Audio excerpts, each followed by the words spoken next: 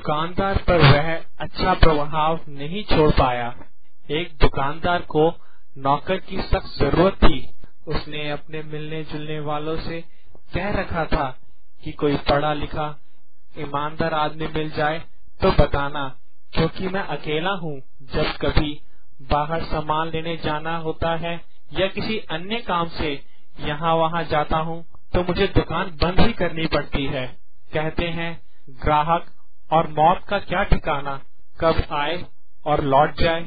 कुछ दिनों बाद ही दुकानदार का एक मित्र एक युवक को साथ लेकर उस दुकान पर पहुंचा।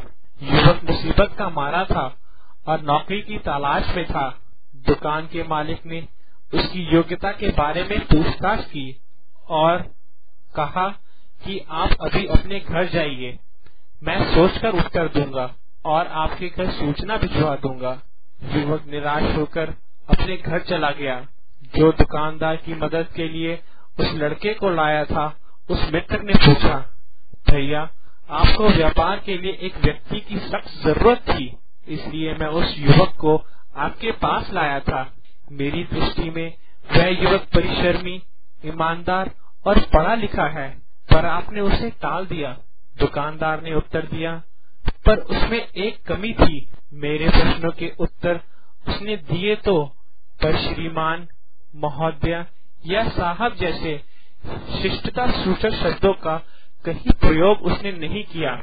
व्यापार की सारी सफलताएं शिष्ट व्यवहार पर ही टिकी होती हैं।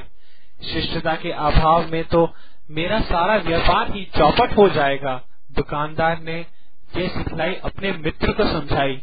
इस कहानी से हमें यह ज्ञात होता है कि वही व्यक्ति श्रेष्ठ है जो अपने शिष्ट आचार व्यवहार से दूसरों के हृदय पर विजय प्राप्त कर सकता है।